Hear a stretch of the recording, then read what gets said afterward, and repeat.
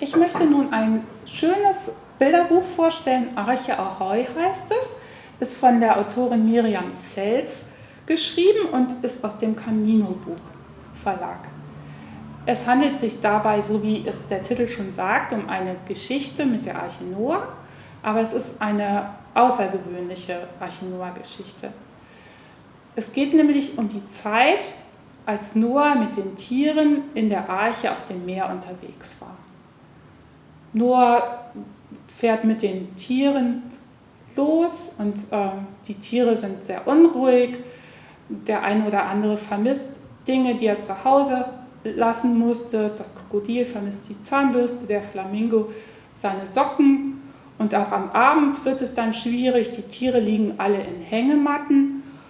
Und das Huhn verliert ein Ei und das landet auf dem Kopf des Elefanten. Und der Elefant ist da ziemlich böse. Oder der Waschbär hat seine Wäsche oben an der Decke aufgehängt und die tropft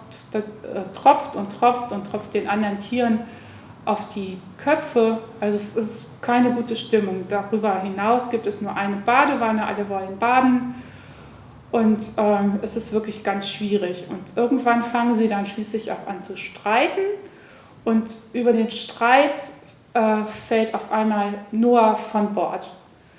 Und auf einmal ist es dann so, dass die Tiere zu einer Gemeinschaft werden. Also sie versuchen dann zusammen Noah wieder an Bord zu bringen. Und als sie das geschafft haben, sind sie alle glücklich. Und von da an wird die Stimmung besser. Und sie genießen die Fahrt auf der Arche.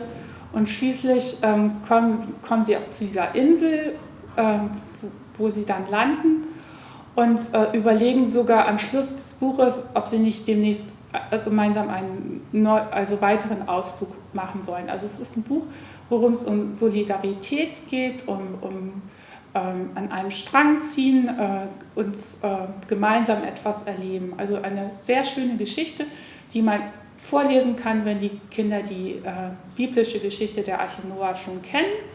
Oder man liest anschließend einfach in der Bibel mit Kindern diese biblische Geschichte.